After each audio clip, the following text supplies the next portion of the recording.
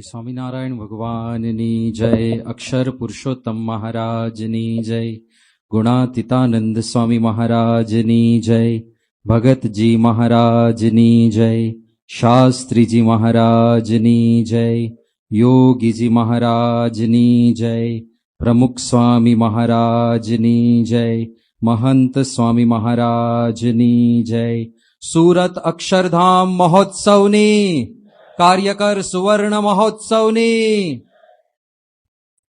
ગુરુહરિ મહંત સ્વામી મહારાજના હસ્તે 14મી ફેબ્રુઆરીએ ધામધૂમથી ત્યાં અબુધાબીની અંદર પ્રતિષ્ઠા વિધિ સંપન્ન થયો. કેમ આ ઘટના વિશેષ છે? કારણ કે જેમ ચાલવું એ સાધારણ ઘટના છે આપણા માટે.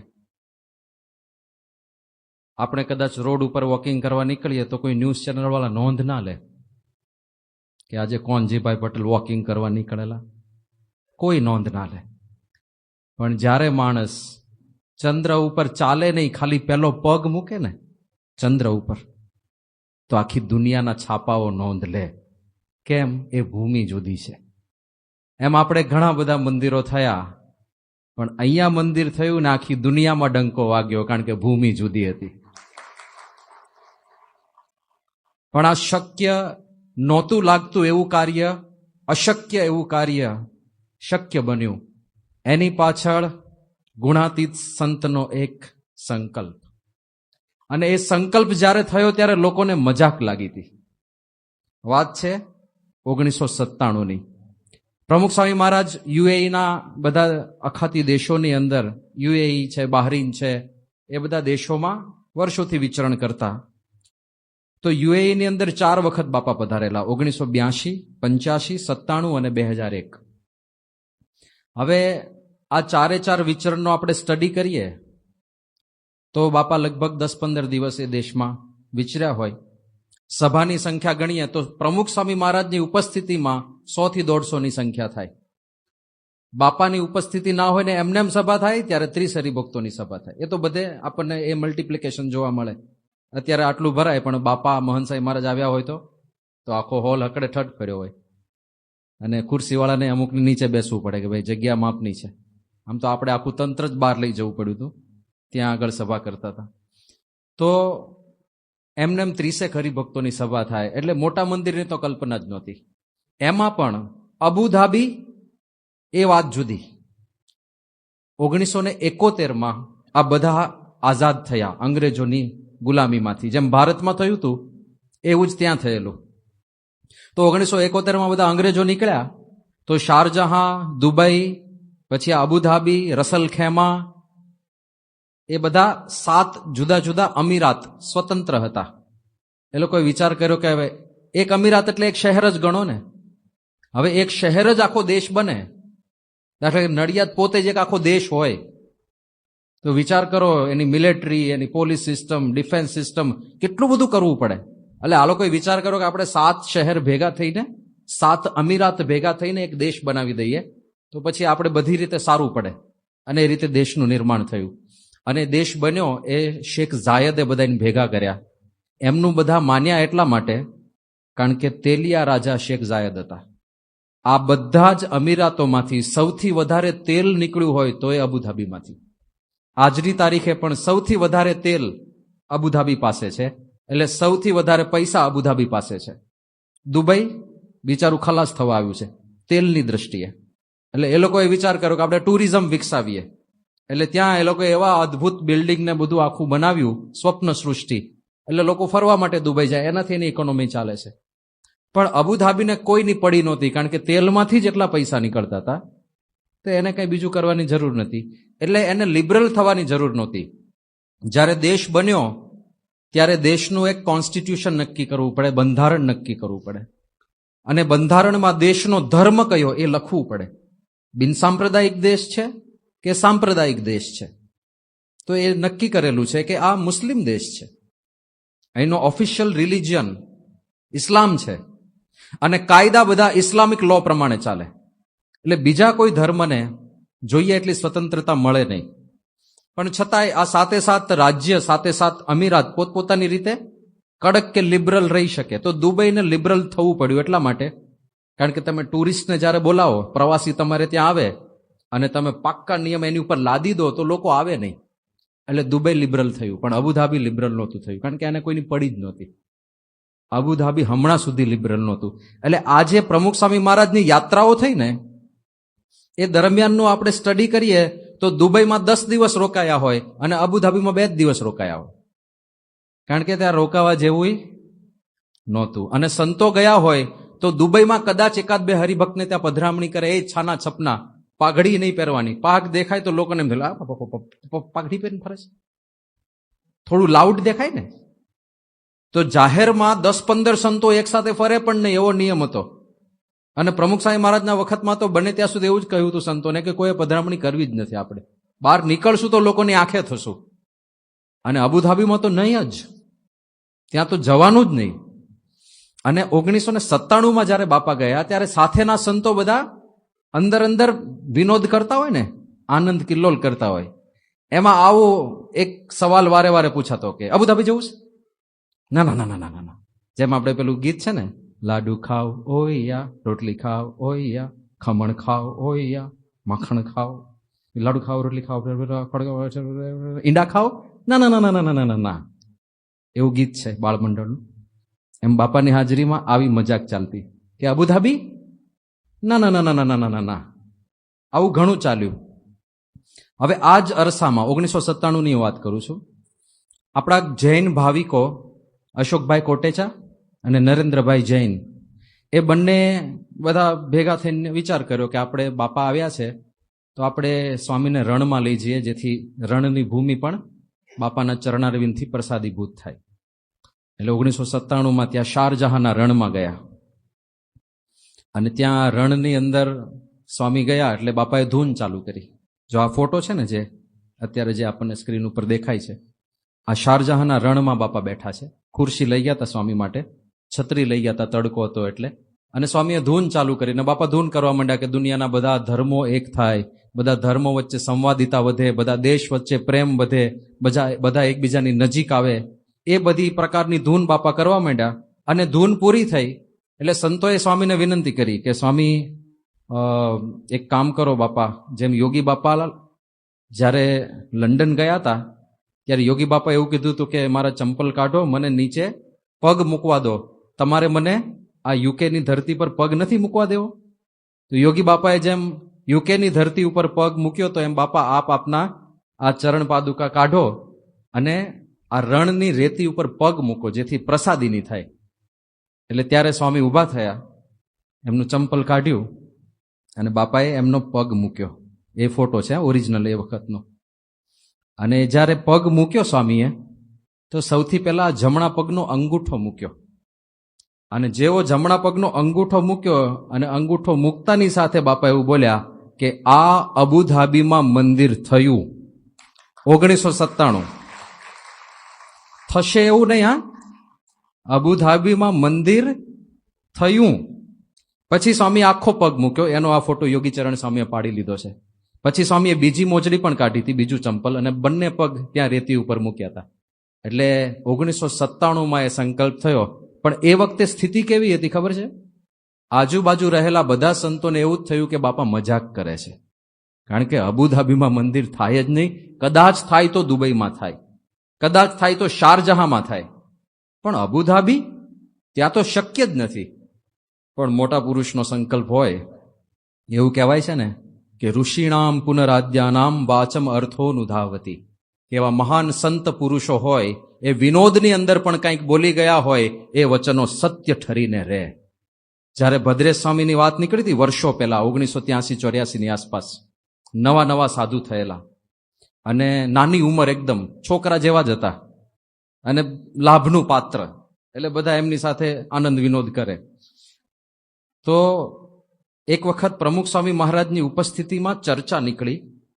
અને એ વખતે જે સંતો ભણતા હતા, ભદ્રેશ સ્વામીનું તો હજી સાધુ થયા પછી પ્રાથમિક ભણતર જે હોય ને, અમે જે 6 વર્ષની ટ્રેનિંગ હોય છે ને સારંગપુરમાં, એ પ્રકારનું પ્રાથમિક ભણતર ચાલતું હતું.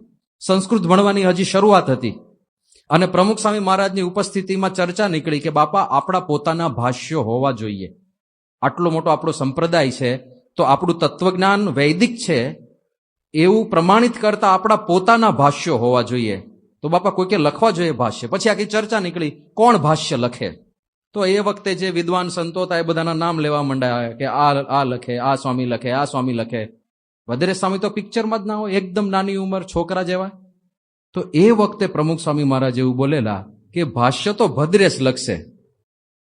હવે ત્યારે બધાને મજાક લાગી ત્યાં, ત્યારે બધાને મજાક લાગી હતી, બધા હસીને છૂટા પડી ગયા. પણ જેમ ઘણા બધા યુવકોને સંતો ડાયરી લખતા હોય છે, બાપા જે ચરિત્ર કરે, જે બોલે એ બધું લખી લેતા હોય છે. એ વખતે શ્રુતિ પ્રકાશ સ્વામીએ આ પ્રસંગ લખી લીધો કે બાપા આવું બોલ્યા હતા. બીજા બધા ભૂલી ગયા હતા. પછી વર્ષો પછી 2007માં એ ભાષ્યો ભદ્રેશ સ્વામીએ લખ્યા, પ્રમુખ સ્વામી મહારાજને અર્પણ થયા. અને પછી એક વખત શ્રુતિ પ્રકાશ સ્વામી આ બધા જૂના પ્રસંગો વાંચતા હતા. એ પોતે ભૂલી ગયા હતા કે આવો પ્રસંગ બન્યો છે, પણ ડાયરી વાંચતા હતા અને ડાયરીમાં લખેલો મળ્યો પ્રસંગ. ત્યારે બધા ડોટ્સ કનેક્ટ થયા કે ઓ આ ભવિષ્યવાણી તો પ્રમુખ સ્વામી મહારાજે વર્ષો પહેલા કરી દીધી હતી કે ભાષ્ય તો ભદ્રેશ લખશે. જો જે તે સમયે એમના વચનો આપણને વિનોદ કે લીલા લાગે, પણ સત્પુરુષના વચનો છે. ઋષિણામ પુનરાદ્યાનામ વાચમ અર્થોનું ધાવતી. એ બોલે એ પ્રમાણે આખી દુનિયામાં પરિવર્તન થાય અને એ સત્ય થઈને રહે. તો સ્વામી બોલ્યા હતા અબુધાબીમાં મંદિર થયું, પણ એ સંકલ્પને પરિપક્વ થતા વાર લાગે. યોગી બાપાએ યમુનાના કિનારે મંદિર કરવું છે સંકલ્પ કર્યો તો એની જમીન મળતા 32 વર્ષ થયા. એ સંકલ્પને પરિપક્વ થતા થોડો કદાચ સમય લાગે. 1997માં સંકલ્પ થયો, પણ ત્યારી પરિસ્થિતિ કેવી હતી કે દુબઈમાં સભા આજની તારીખે જે થાય ને એમાં 70 હરિભક્તો આવે છે. એ વખતે આખા યુએઈના ભેગા કરો તો 150 થી 200 હરિભક્તો, અને એમાંય કોઈ સમૃદ્ધ હરિભક્તો હોય કે જે કંઈક મોટી સેવા કરી શકે, તો એવા તો ગણ્યા ગાંઠ્યા 2-3 હરિભક્તો માંડ. એક આપણા રોહિતભાઈ પટેલ, ઘનશ્યામભાઈ પાગરાણી, પછી યોગેશભાઈ મહેતા, આ બધા અમુક સમૃદ્ધ હરિભક્તો છે કે જે કંઈક પ્રદાન કરી શકે મંદિર નિર્માણમાં. બાકી બધા લગભગ મધ્યમ વર્ગીય, અને દેશ પાછો મોંઘો, ખૂબ મોંઘવારી, એટલે બીજાને બધાને પોસાય નહીં એટલું બધું કંઈ મોટું કોન્ટ્રીબ્યુશન કરવાનું. તો એવું સાધારણ મંડળ અને આ જે મોટા હરિભક્તો હતા એ લોકોએ એક જગ્યાએ દુબઈની અંદર એક જગ્યા રાખેલી, 2 રૂમનું એક વિલા જેવું હતું, ત્યાં સત્સંગ ચાલતો હતો.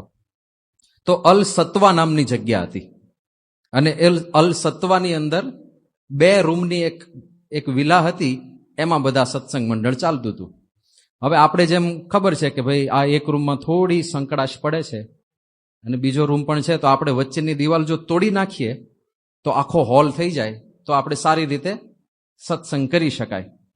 એટલે બધા હરિભક્તોએ નક્કી કર્યું કે આપણે આ દિવાલ કાઢી નાખીએ તો સરસ હોલ જેવું થઈ જાય ને સભા સારી આવે, બધાને મજા આવે. દિવાલ તોડી નાખી. હવે આપણે તો ભારતની સિસ્ટમથી ટેવાયેલા. યુએઈના નિયમ પ્રમાણે તમે તમારા ઘરની અંદર કોઈ દિવાલ પરમિશન લીધા વગર તોડી ના શકો.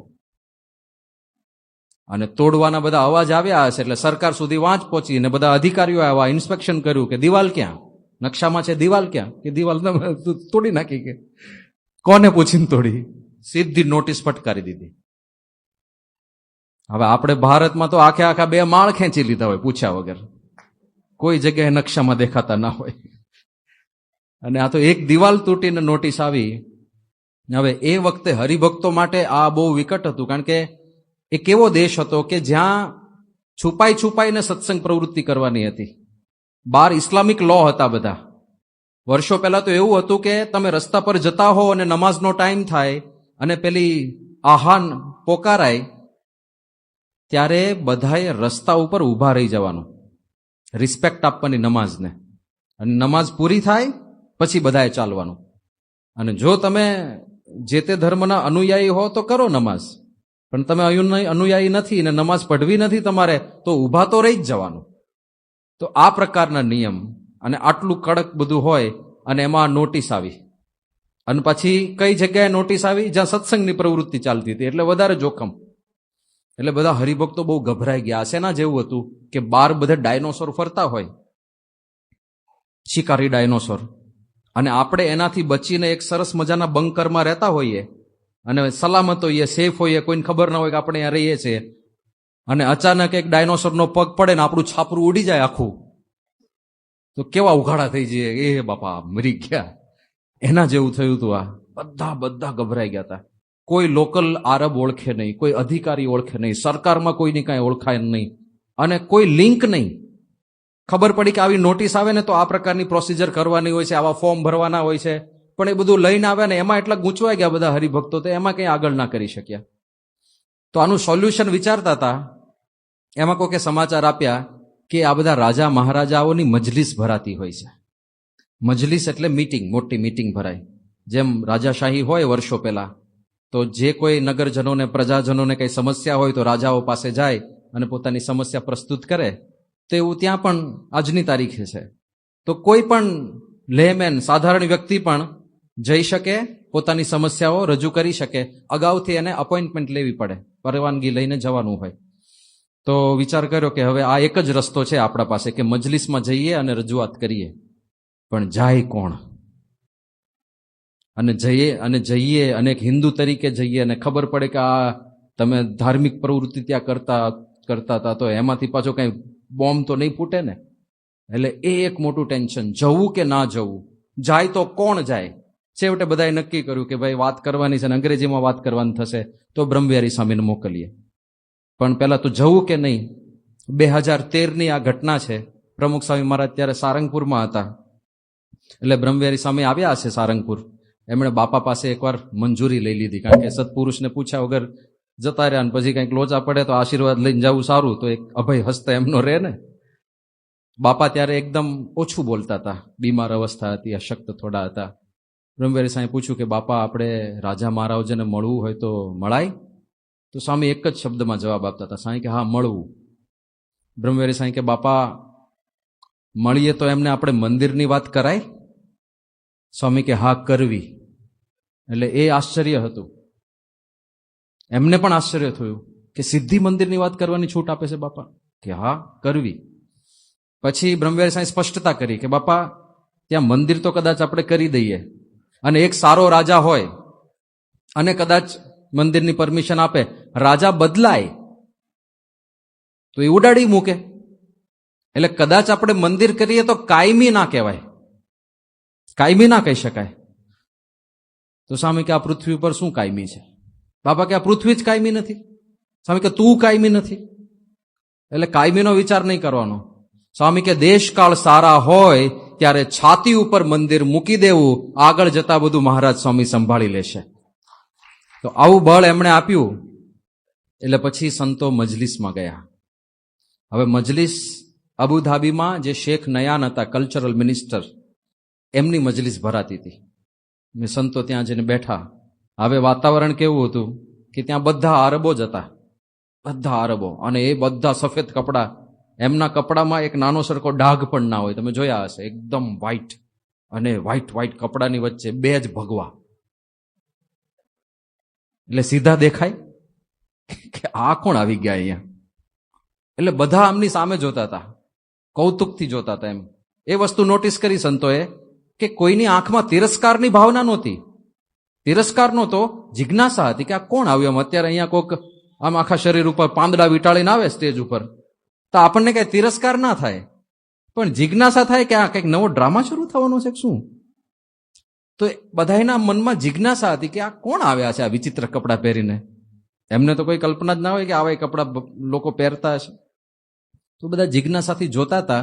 અને એમાં હજી શેખ નયાન પોતે આવ્યા નહોતા, મીટિંગના જે હેડ હતા એ આવ્યા નહોતા. એમને બીજા બધા મુખ્ય અધિકારીઓ બધા બેઠા હતા. એમાં એક આરબે પ્રશ્ન પૂછ્યો કે ટેલ અસ, અમને એક વાત કરો કે why do you were saffron, તમે આ ભગવા કપડા કેમ પહેરો છો? હવે સીધો આવો પ્રશ્ન આવે કે આ કઈ તૈયારી કરીને નહોતા ગયા, આ સિલેબસ નહોતો કે આટલું પૂછશું અમે. અચાનક આવો પ્રશ્ન આવ્યો અને ગભરાઈ જવા એવું હતું. પણ બ્રહ્મવિહારી સ્વામીને ભગવાને સુજાડ્યો જવાબ, એ કે જુઓ, અમે હિન્દુ છીએ, અને અમારે ત્યાં કોઈ પણ વ્યક્તિનું મૃત્યુ થાય ત્યારે એને દફનાવવામાં નથી આવતા. એનો અંતિમ સંસ્કાર, એને અગ્નિદાહ આપવામાં આવે. એ ફાયરની અંદર, અગ્નિની અંદર બળીને ભગવાન પાસે પહોંચે છે. તો અગ્નિનો કલર ભગવો છે, અને અમે એ જ અગ્નિનો કલર પહેરીએ છીએ, ભગવો. એટલા માટે અમને સતત યાદ રહે કે એક દિવસ મરી જવાનું છે. અમને સતત યાદ રહે કે આપણે દર મિનિટે દર દિવસે મરતા જઈએ છીએ, એટલે મરતા પહેલા જેટલા લોકોનું થઈ શકે એટલાનું ભલું કરી લેવું જોઈએ. જેટલા વધારે લોકોનું ભલું થાય એટલા વધારે લોકોનું ભલું કરી લેવું જોઈએ. જેટલા લાંબા સમય સુધી ભલું થાય એટલા લાંબા સમય સુધી, અને જેટલી વધારે રીતે લોકોનું ભલું કરી શકાય એટલી વધારે રીતે લોકોનું ભલું જ કરતા રહેવું જોઈએ. એ નિરંતર યાદ રહે એટલા માટે અમે આ ભગવો કલર પહેરીએ છીએ. અને આ જવાબ જ્યાં સાંભળ્યો, પિન ડ્રોપ સાયલન્સ, હા બધા એકદમ એટલે રાજી થયા હતા બધા. અને જવાબની ગહનતા સાંભળીને બધા એકદમ રાજી થઈ ગયા કે આ તો કેટલી અદ્ભુત વિભાવના છે કે લોકોનું ભલું કરવાનું અનુસંધાન રહે ને એક દિવસ આપણે મરી જવાનું છે એ પહેલા આપણે બધા એનું સારું કરી લઈએ. આ તો કેટલી અદ્ભુત વાત છે. એ બધું ચાલતું હતું. એમાં કોકે પાછો પ્રશ્ન પૂછ્યો કે how many wives do you keep, કે કેટલી પત્નીઓ રાખો છો તમે?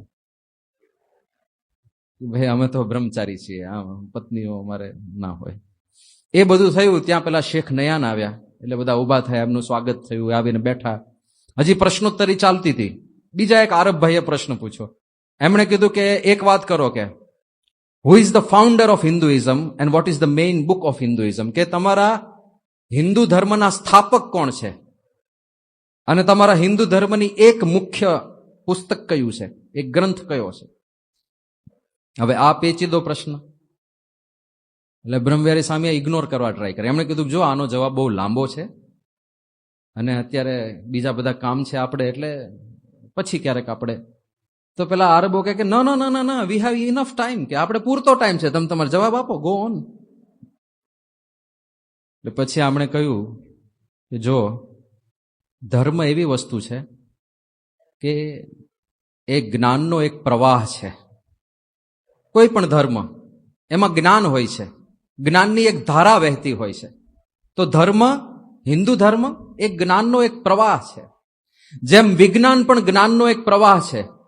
એમાં આઇન્સ્ટાઈન થોડું પ્રદાન કરે, એમાં ગેલિલિયો થોડું પ્રદાન કરે, એમાં આર્કિમિડીસ થોડું પ્રદાન કરે, એમાં વરાહમિહિર થોડું પ્રદાન કરે, એમાં ન્યૂટન થોડું પ્રદાન કરે. એક જ્ઞાનની વહેતી ધારા છે. તો જેમ વિજ્ઞાન એક વહેતો પ્રવાહ છે, તો તમે એમ કહી શકો કે વિજ્ઞાનના કોઈ એક ફાઉન્ડર કોણ? કોણ વિજ્ઞાનના ફાઉન્ડર? આઇન્સ્ટાઈનને કહેવાય? ના ના, એની પહેલા પણ વિજ્ઞાન હતું. ન્યૂટનને કહેવાય? ના ના. વરાહમિહિર? ના ના. આર્કિમિડીઝ? કોઈ એક ના કહી શકાય, બધાયનું પોતપોતાનું પ્રદાન છે. અને તમે એમ કહી શકો કે વિજ્ઞાનની કોઈ એક પુસ્તક આપો? ના ના, બધી પુસ્તકમાં જુદી જુદી પ્રકારના સિદ્ધાંતો છે. તો બસ એવી જ રીતે અમારો હિન્દુ ધર્મ એ આધ્યાત્મિક જ્ઞાનની એક વહેતી ધારા છે. એમાં જુદા જુદા પ્રવાહો ભળતા રહે છે. અને જેમ નદી આજુબાજુ બધાયનું પોષણ કરે, એમ આ આધ્યાત્મિકતા બધાયનું પોષણ કરતી રહે છે. પછી એમણે કીધું કે જ્યારથી માણસે ચકમક ઝેરવ્યો, ચકમકથી અગ્નિ પ્રગટાવ્યો, ત્યારથી વિજ્ઞાન હતું. અને અત્યારે માણસ સ્પેસ સુધી પહોંચ્યો, ત્યાં પણ વિજ્ઞાન છે. એમાં સૃષ્ટિ શરૂ નહોતી થઈ ત્યારથી આધ્યાત્મિક સનાતન જ્ઞાન હતું, અને સૃષ્ટિનો નાશ થઈ જશે પછી પણ સનાતન જ્ઞાન રહેશે. એટલે આ ધર્મને સનાતન ધર્મ કહેવામાં આવે છે. આ બધી વાતો થઈ, બધા બહુ રાજી થયા. અને આ વાત દરમિયાન શેખ નયાન આવીને બેઠા હતા. શેખ નયાન એટલે જેમણે એરપોર્ટ ઉપર મહંત સ્વામી મહારાજનું સ્વાગત કર્યું, એ ફોટા તમે બધાએ જોયા હશે. એ છે શેખ નયાન, મિનિસ્ટર ઓફ કલ્ચર છે ત્યાંના. બહુ પ્રસન્ન થયા. અને એક વસ્તુ થઈ, એમને થયું કે આ લોકો બહુ હોશિયાર, સારા અને સીધા સાદા માણસો છે. અને એ ઇમ્પ્રેશન દ્રઢ ક્યારે થઈ? આ વાર્તાલાપ પૂરો થયો એટલે શેખ નયાને પૂછ્યું કે બોલો, શેના માટે આવ્યા હતા તમે? આ મજલિસમાં આવ્યા છો તો શું પ્રશ્ન લઈને આવ્યા છો? એટલે સંતોએ બહુ પ્રામાણિકતાથી વાત કરી કે અમે નિર્દોષપણે અજ્ઞાન અવસ્થામાં આ દિવાલ અમે પૂછા વગર તોડી નાખી છે, અને એની આ નોટિસ આવી છે. તો અમને ખબર નહોતી આવા નિયમો છે, એટલે અમારી એક જેન્યુઇન ભૂલ થઈ ગઈ છે, એના માટે અમે આવ્યા છીએ, માફી માંગવા માટે આવ્યા છીએ. શેખ નયાન કે ચિંતા ના કરો, દુબઈ ઓથોરિટી તમારો પ્રશ્ન સમજશે. આ એમણે કર્યું ને ત્યારે ખબર પડી લોચો શું વાગ્યો હતો. આપણે ભૂલ કરી હતી દુબઈમાં, મળવા ગયા અબુધાબીમાં. આ કેના જેવું કહેવાય? આપણે ગુજરાતમાં બાથરૂમ બનાવવું છે, એની પરમિશન લેવી છે, અને પંજાબમાં પરમિશન લેવા ગયા. બે જુદું તંત્ર છે બેઉનું. પણ શેખ નયાન એમની ઉદારતા કેવી, એમણે કીધું કે વાંધો નહીં, દુબઈના જે ઓફિસર છે ત્યાં હું તમારી એપ્લિકેશન ફોરવર્ડ કરી દઈશ, તમે મને લખી આપો, અને હું તમને એમનો કોન્ટેક્ટ નંબર આપીશ, તમે ત્યાં જઈને એમને મળી આવજો. તો પછી સંતો ત્યાં મળવા ગયા અને એ ઓફિસરે બહુ સરસ વાત કરી. એમણે કહ્યું કે અમારી વોચ સતત હોય છે. આ દેશ કેવો છે, બધું મોનિટર કરે છે, બધું જ. આપણા મંદિર કેમ્પસમાં કે કોઈ પણ સંકુલમાં જેટલા પણ સીસીટીવી કેમેરા હોય ને, કેમેરા લગાડેલા હોય, એ બધા કેમેરાનું એક સિગ્નલ સરકાર પાસે જાય. દરેક કેમ્પસનો જે કંટ્રોલ રૂમ હોય ને કેમેરાનો, એમાં એક આખું રેક સરકારનું હોય. તમારે એક એક કનેક્શન બધા કેમેરાનું એમાં આપવાનું, અને ત્યાંથી સરકાર બધું જોઈ શકે કે તમારા કેમ્પસમાં કોણ શું કરી રહ્યું છે. અને એમાંય જે તમારો સભા મંડપ હોય કથા વાર્તાનો, એમાં જે કેમેરા લગાડો એ માઇક વાળો હોવો જોઈએ, એટલે શું વાતો થાય છે એ ત્યાં બેઠા બેઠા એ લોકો સાંભળી શકે. આટલો મોનિટરિંગ વાળો દેશ છે. હા, અને એમાં આ ભાઈએ એવું કીધું કે અમે મોનિટર કરીએ છીએ. એક તો તમે આ સત્સંગની પ્રવૃત્તિ કરતા હતા ને, એ રેસિડેન્શિયલ એરિયામાં કરતા હતા, એટલે ત્યાં કરાય નહીં, એ ગેરકાયદેસર હતું. બીજું, ખાલી તમે નહોતા, તમારી આજુબાજુ 26 જગ્યાએ આવી એક્ટિવિટી ચાલે છે. એમાંની મોટા ભાગની ઇસ્લામ વાળા ચલાવે છે. અમે બધી બંધ કરાવવાના હતા, તમારી પણ બંધ કરાવવાના હતા, પણ તમે હવે રાજ્યાશ્રય લીધો અને રાજા તરફથી કેણ આવ્યું છે, એટલે હવે અમે તમને ઓફિશિયલ પરવાનગી આપીએ છીએ, તમે ત્યાં સત્સંગની પ્રવૃત્તિ કરી શકશો. તો આ દુબઈમાં થયું, હજી અબુધાબીમાં કશું થયું નથી. આ તો હજી દુબઈમાં આપણને એક જગ્યાએ આ જે પ્રશ્ન હતો એ સોલ્વ થયો. પણ આ આખા બીજ ઉગ્યા ને એ આ ઘટનામાંથી ઉગ્યા, કારણ કે આ ઘટનાથી શેખ નયાન સાથે આપણને ઓળખાણ શરૂ થઈ. એક આઈસ બ્રેક થયો. આઈસ બ્રેક એટલે બેરિયર હોય ને, તૂટ્યું. ઘણીવાર શું, માણસને ઓળખ્યા કે જાણ્યા વગર આપણે એમને મનમાં નક્કી કરી લેતા હોય છે કે આ માણસ આવો છે. મોસ્ટલી અત્યારે મનોવિજ્ઞાન પણ એવું કહે છે કે પહેલી વાર તમે કોઈ વ્યક્તિને જુઓ, એના ચહેરાને આધારે આપણે નક્કી કરતા હોઈએ છીએ કે આ સારો માણસ છે કે ખરાબ. અને પહેલી ઇમ્પ્રેશન આપણે જે નક્કી કરી હોય એ ખોટી જ હોય છે. હા, ઘણીવાર ચહેરો જોતા લાગે આ ગુંડા જેવો લાગે, પણ તમે અઠવાડિયું ભેગા રહો તો ખબર પડે કે ગાય જેવો છે સાવ, એકદમ ભોળો ભાળો હોય. અને ઘણીવાર ચહેરો એટલો રૂડો રૂપાળો ડાયો ડમરો હોય, પણ ભેગા રહો તો ખબર પડે, અમે કાઠિયાવાડી ભાષામાં કહીએ ને તો હવાડાના ડાટા કાઢે એવો હોય, જલેબીના ગૂંચળા જેવો નીકળે. તો પહેલી ઇમ્પ્રેશન ખોટી હોય. ઘણીવાર આપણે એમને મનમાં નક્કી કરી લીધું હોય કે આમ ઘણીવાર મોડા આંકડાવાળા મૂછો હોય ને કરડી આંખો હોય, એમ લાગે આ બહુ કડક માણસ લાગે છે. તો ભેગા રહીએ તો ખબર પડે કે ડરપોકનો ડકપોક હોય, આવું બધું નીકળે છે. તો એમને નક્કી કરી લીધું હોય. તમે જ્યાં સુધી સંપર્ક ના થાય, જ્યાં સુધી વાર્તાલાપ ના થાય, ત્યાં સુધી ખબર જ ના પડે ને કે કેટલા સારા માણસો હોય છે. તો આ વાર્તાલાપ થયો ને, તો આપણને ખબર પડી કે આ લોકો તો બહુ ઉદાર છે, બહુ સારા માણસો છે. ને એમને પણ આપણો પરિચય થયો કે આ લોકો પણ એકદમ પ્રામાણિક છે. જે ભૂલ થઈ, જે થયું એ બધું એમને પ્રામાણિકપણે રજૂ કરી દીધું. એટલે બેરિયર તૂટ્યું, વાર્તાલાપ સધાવાનો શરૂ થયો. અને એમાં પાછા ભારતના એમ્બેસેડર જે હોય ને, એ બધા પણ ભેગા ભેગા આ વાર્તાલાપમાં હોય, એટલે એક આખું સર્કલ બન્યું. એમાં જ આ શેખ નયાને સામેથી આપણને એક સૂચન કર્યું કે તમારે સત્સંગ પ્રવૃત્તિ વ્યવસ્થિત કરવી જ હોય તો આ રેસિડેન્શિયલ એરિયામાં શું કામ કરો છો? તમે રાજા સાહેબને પત્ર લખો અને મંદિર માટે જમીન માગો ને, એવું કેમ નથી કરતા? એટલે કે મગાઈ જમીન? હા, કે મગાય ને, માગી તો જુઓ, પત્ર તો લખો. હવે આ ત્યાં ધ્રુજે હાથ પત્ર લખતા. તો પછી આમણે જ કીધું સામેથી, એટલે પત્ર લખવાનું નક્કી કર્યું. પત્ર લખવા બેઠા તો એ બધા હરિભક્તો ગભરાતા હતા. હરિભક્તોએ કીધું કે સ્વામી, મંદિર શબ્દ નહીં વાપરતા, નહીં તો ભડકશે, બોમ્બ ફૂટશે સીધો, કે અમારે મંદિર કરવું છે. એ અબુધાબીમાં મંદિર આજ સુધી નહોતું. દુબઈમાં છે હિન્દુ મંદિર. મેં કીધું ને, દુબઈ થોડું લિબરલ થયું છે. અબુધાબી તો કડક, ત્યાં તો લેશ માત્ર લિબર્ટી નહીં. અને દુબઈમાં તો ઘણા વર્ષોથી ગુરુદ્વારા પણ છે, પણ અબુધાબીમાં નથી એક પણ મંદિર, નથી એક પણ ગુરુદ્વારા. એટલે ત્યાં લખવાનું હતું. રાજા અત્યારે સિસ્ટમ કેવી છે દેશની કે આ 7 અમીરાતો છે, તો 7 અમીરાતના પોતપોતાના રાજા હોય. જેમ આપણે દરેક સ્ટેટના એક સીએમ હોય ને, મુખ્યમંત્રી, એમ 7 અમીરાતના રાજા તો હોય જ, રાજ પરિવાર હોય અને રાજા જ બધું ચલાવે. પણ જે અબુધાબીના રાજા હોય એ આખા દેશના પ્રેસિડેન્ટ, અને દુબઈના રાજા હોય એ આખા દેશના ડેપ્યુટી પ્રેસિડેન્ટ અને પ્રાઇમ મિનિસ્ટર. આ સિસ્ટમ વર્ષોથી ચાલે છે. એટલે દુબઈના જે રાજા હોય એ મુખ્ય કહેવાય, એ પ્રેસિડેન્ટ કહેવાય. એટલે આ પત્ર રાજાના, એટલે નેક્સ્ટ જે રાજા બનવાના હતા ક્રાઉન પ્રિન્સ, એને લખવાનો હતો. અત્યારે જે રાજા છે શેખ મોહમ્મદ બિન ઝાયદ અલ નહયાન, એવી રીતે નામ બોલાય છે અત્યારે જે રાજા છે એનું, એમના ઉપર પત્ર લખવાનો હતો. એ વખતે એ ક્રાઉન પ્રિન્સ હતા. નામનું પણ હું વાત કરી દઉં, નામ કેવી રીતે બોલાય છે લોકોના. શેખ મોહમ્મદ, તો પહેલું જે હોય એનું નામ હોય મોહમ્મદ. બિન ઝાયદ, ઝાયદ બિન એટલે સન ઓફ, કે ઝાયદના દીકરા, જેમ આપણે પિતાનું નામ હોય છે ને પાછળ, એમ શેખ મોહમ્મદ બિન ઝાયદ એટલે ઝાયદના દીકરા.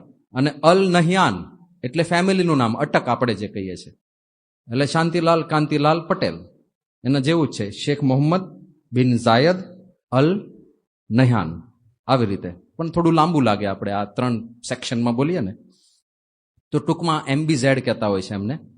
તો એમના ઉપર પત્ર લખવાનો હતો. અને બધા હરિભક્તો ગભરાતા હતા કે મંદિર શબ્દ નહીં વાપરતા. તો કે શું?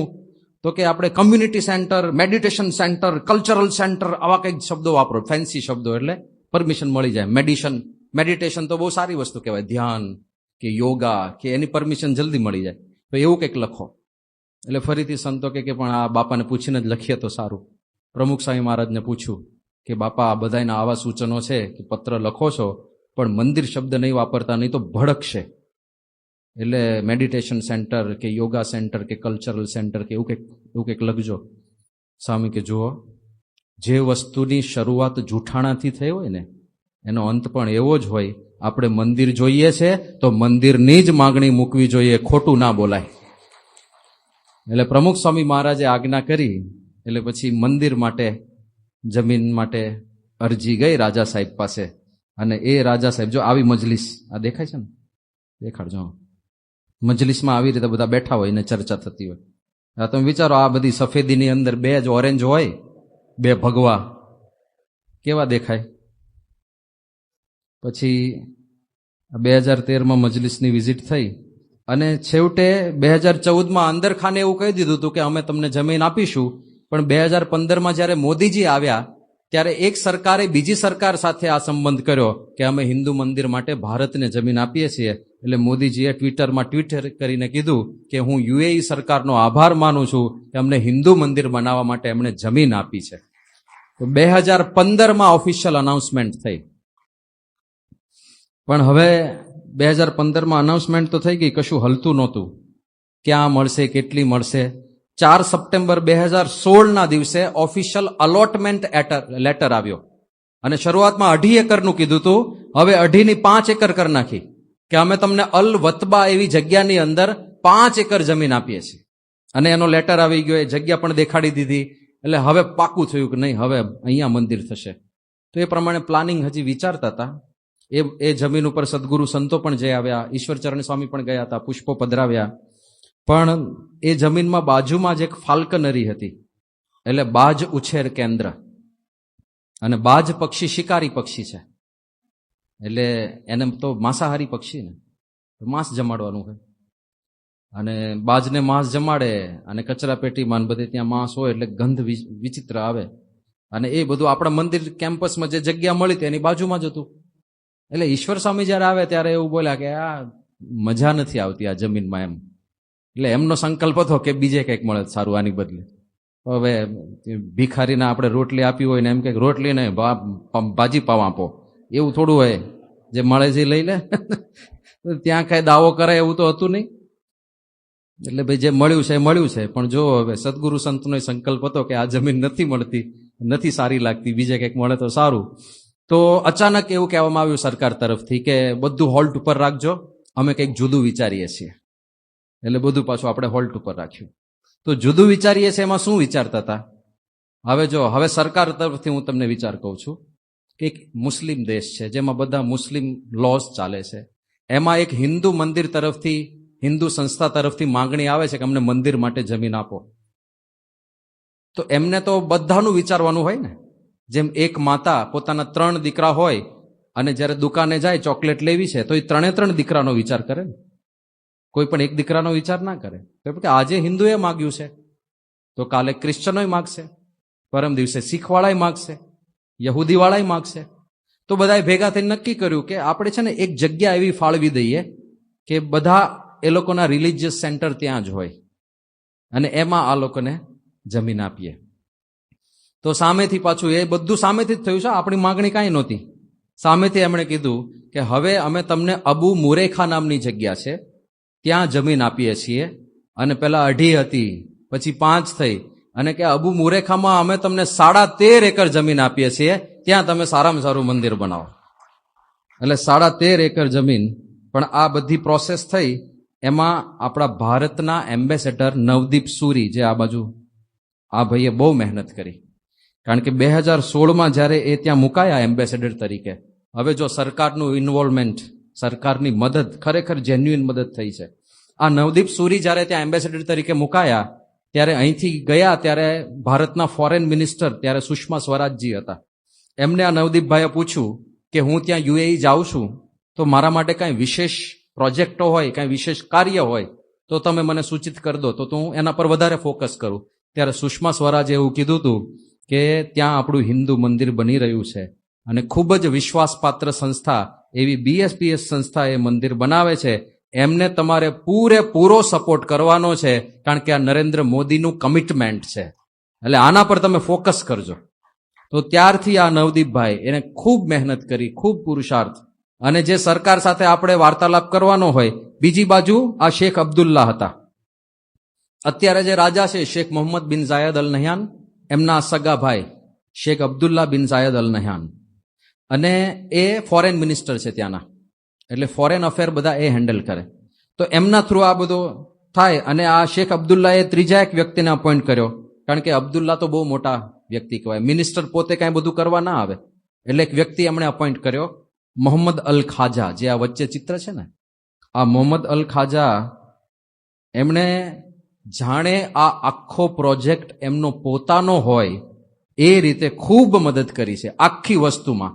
આ બધું કરવામાં આપણે 100 જાતની પરમિશન લેવાની હતી, કારણ કે ઇસ્લામિક દેશ, એમાં મંદિર સંબંધી કોઈ કાયદા જ નહોતા. નવા કાયદા બનાવીને લખવાના હતા કોન્સ્ટિટ્યુશનમાં. કેટલો ટાઈમ લાગે વિચાર કરો, નવા કાયદા બનાવવાના છે.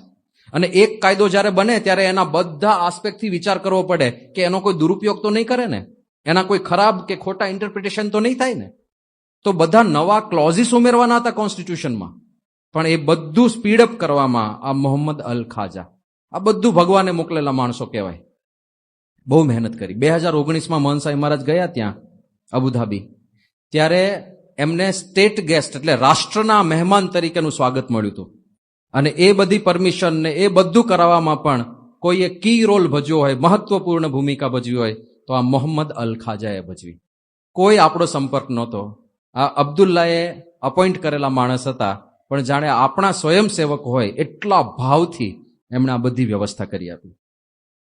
એટલે આ 13.5 એકર જમીન આપણને પ્રાપ્ત થઈ ગઈ. પણ રણની વચ્ચે જ, આજુબાજુ રણ જ છે બધું. હવે 2018માં મોદીજી આવવાના હતા, 16માં બધી જાહેરાત થઈ ગઈ છે, 13.5 એકર જમીનની વાત થઈ ગઈ છે, નવદીપ સૂરી આવી ગયા છે. તો 18 સુધી કશું જ હલ્યું નહીં. કેમ ના હલ્યું? કારણ કે બધી પરમિશનો, આ પરમિશન. સંતો જાય તો સંતોને વિઝા કયા વિઝા આપવાના? તો તમારા સંતો ત્યાં કામ કરશે? હા, કામ તો કરશે સંતો, બધા સેવા કરશે, તો વર્કિંગ વિઝા આપવા પડે. પણ કે વર્કિંગ વિઝા છે પણ અમે સંતો પગાર નહીં લે. કે આ કેવું કામ, પગાર વગરનું કામ? આવું તો કોઈ કરતું જ નથી અહીંયા, અમે કરશું. તો આ બધું નવું હતું એમના માટે, એલિયન કોન્સેપ્ટ હતા આ બધા. એ બધું ધીરે કરતા પરમિશન લેતા 2018 થઈ ગયું. 2018માં બધું ક્લિયર હતું ઓલમોસ્ટ, ટાઇટલ પણ ક્લિયર થઈ ગયું, BSPS હિન્દુ મંદિર, એના ઉપર આપણે આખું કરવાનું છે. અને 18માં મોદીજી આવવાના હતા. એટલે આપણા નવદીપભાઈ જે એમ્બેસેડર હતા, એમણે સંતોને વાત કરી કે મોદીજી આવે છે તો હવે મંદિરના મોડલનું ઓપનિંગ કરી દઈએ તો લોકોને ખબર પડે કે કામ શરૂ થયું છે. હવે નહીં તો આ તો બધું પડ્યું જ રહેશે, કે ચાલ્યા જ કરશે ને સમય જતો જ રહેશે. તો હા, બરાબર છે. કે પણ સંતોની ચિંતા એ હતી મોડલનું ઓપનિંગ કરી દઈએ, પણ કેવું મોડલ? ખુલ્લું મોડલ કે બંધ મંદિર? બહારથી ઓપન બધી મૂર્તિઓ દેખાય, કારણ કે ઇસ્લામના કાયદાઓ પ્રમાણે કોઈ પણ ધર્મમાં પાપ અને પુણ્યનું લિસ્ટ હોય છે. જેમ હિન્દુ ધર્મમાં 4 મહાપાપ કહેવાય છે ને, બ્રહ્મ હત્યા અને બધા, પંચ મહાપાપ કહેવાય છે આપણે ત્યાં, પંચ મહાપાપ. એમાં ચોરી છે, વ્યભિચાર છે, બ્રહ્મહત્યા છે, ગુરુ સ્ત્રીનો સંગ છે, એ બધા છે. એમ પાપ ને પુણ્યના લિસ્ટ બધા ધર્મમાં હોય છે. ઇસ્લામની અંદર તમે પાપનું લિસ્ટ જુઓ અને પહેલું જ પાપ, સૌથી મોટું પાપ કયું છે? મૂર્તિ પૂજા. મૂર્તિની પૂજા કરવી એ પાપ ગણાય છે. તો આપણે ખુલ્લું મંદિર કરીએ તો ખુલ્લા મંદિરમાં તો 12 જ મૂર્તિઓ હોય, બધે ખુલ્લામાં મૂર્તિઓ દેખાય. તો ખુલ્લું કરવું કે બંધ કરવું એ અવઢવ હતી કે ખુલ્લાની પરમિશન મળશે, ના મળે તો આપણે બંધ કરવા તૈયાર હતું. બહારથી હોલ જેવું જ દેખાય અને અંદર મંદિર હોય એવું કરવાની આપણી તૈયારી હતી. પણ રાજા સાહેબની શું રુચિ છે? હવે રાજા સાહેબ સુધી તો અપ્રોચ હતો જ નહીં આપણો. સીધા રાજા કોઈ સાથે વાત કરતા જ નથી, એમના બધા પ્રોટોકોલ્સ હોય છે. તો નવદીપભાઈએ કીધું મોડલનું ઉદ્ઘાટન, પણ કયું મોડલ? તો નવદીપભાઈ કીધું કે હું પૂછાવી લઉં છું. એમણે મોહમ્મદ અલ ખાજાને કીધું કે ખાજા, આપણે આ મોડલનું નક્કી કરવું છે કે ખુલ્લું મંદિર કે બંધ મંદિર. ખાજાએ કે લીવ ઇટ ટુ મી, તમે મારા પર છોડી દો, હું બધું પૂછીને બધું પાકું કરીને તમારી પાસે આવીશ. મીનવાઇલ સંતો મોદીજીને મળ્યા. મોદીજી ત્યાં આવવાના હતા એ પહેલા, અને ત્યારે પણ ચર્ચા નીકળી હશે કે બંધ મંદિર કરવાનું, ખુલ્લું મંદિર કરવાનું. મોદીજી કે હું ત્યાં આવું જ છું, તો આપણે રાજાની હાજરીમાં જ કંઈક ચર્ચા કરી લઈશું. આ બાજુ રાજાએ કેવડાવી પણ દીધું હતું કે એમની ઈચ્છા હતી થોડી કે ખુલ્લું મંદિર કરવું. મંદિર છે તો મંદિર જેવું જ દેખાવું જોઈએ. બધું થયું તો પણ ફાઇનલ સિક્કા ક્યારે વાગવાના હતા? રાજાની હાજરીમાં. હવે મોદીજી જ્યારે ત્યાં ગયા યુએઈમાં, ત્યારે ભારતના કોઈ પ્રાઇમ મિનિસ્ટરનું પહેલી વાર ત્યાંના રાજાના મહેલમાં સ્વાગત થતું હતું. રાજાનો મહેલ, જે પ્રેસિડેન્શિયલ પેલેસ છે, 10મી ફેબ્રુઆરી 2018ની આ ઘટના છે. આ છે એનો પેલેસ, આ રાજાનો મહેલ છે. આ આખો તૈયાર થઈ ગયો એટલે રાજાને ગમ્યો નહીં, એટલે એ બીજે રહેવા જતા રહ્યા. એટલે આ તો ખાલી દર્શનાર્થીઓ માટે રાખ્યો છે હવે. અને અંદર તમે જુઓ, આ એની ભવ્યતા છે અંદર. આ જે આ મોટો હોલ છે જ્યાં આગળ મોદીજીને બધા મળવાના હતા. હવે બે દેશના મુખિયાઓ મળે છે, એટલે બે દેશ વચ્ચે ઘણી બધી સંધિ. આ કઈ મંદિર માટેની મીટિંગ નહોતી, ચાલો મંદિરનું પતાવી દઈએ. બે દેશના મુખિયાઓએ ઘણા બધા કરાર કરવાના હતા, અને એ કરારમાં એક નાનું કામ મંદિરનું હતું. એટલે જ્યારે સંતોને આ ઇવેન્ટ માટે ઇન્વાઇટ કર્યા કે ભાઈ તમારું મંદિરનું નક્કી કરવાનું છે તો તમે પણ આવજો. સંતો ગયા, પૂજ્ય ઈશ્વરચરણ સ્વામી અને પૂજ્ય બ્રહ્મવિહારી સ્વામી, બે સંતો ગયા હતા. તો બીજા 1000 જેટલા બધા ડિગ્નિટરીઝ, મહાનુભાવો બધા બેઠા હતા. અને આ બાજુ મુખ્ય રાજા શેખ મોહમ્મદ બિન ઝાયદ અલ નહયાન અને સાથે મોદીજી એ ત્યાં દૂર હતા. અને વારાફરતી એક એક જાહેરાત થાય કે ભારત અને યુએઈ વચ્ચે આ સંધિ થાય છે, આ ટ્રીટી થાય છે, બધા તાળીઓથી વધાવે, બીજી જાહેરાત થાય. એમ કરતા કરતા સંતોનો વારો આવ્યો. ત્યારે બંને સંતોને બોલાય કે તમે થોડા નજીક આવીને ઉભા રહો. નજીક એટલે અહીંયા રાજા અને મોદીજી ઉભા હોય તો એનાથી લગભગ 30-40 ફૂટ દૂર સંતોને ઉભા રાખ્યા. અને ત્યાંના પ્રોટોકોલ ઓફિસરે વાત કરી કે ભાઈ અહીંથી આગળ નથી જવાનું. તો કે પણ અમારે તો આ પુસ્તક દેખાડવું છે, આ બે ઓપ્શન છે, આ ખુલ્લું મંદિર, આ બંધ મંદિર, અને એમને દેખાડીને નક્કી કરવાનું છે કે આમાંથી કયું કરવું. તો કે પણ નજીક તો જવાનું જ નહીં, નજીક નથી જવાનું, વાત નથી કરવાની, પ્રશ્નો નથી પૂછવાના, કાંઈ જ નહીં. તમારે અહીંયા જ ઉભા રહેવાનું છે. પણ આ પુસ્તક અમે લઈ જઈશું, અમે દેખાડશું અને તમને પાછું આપશું.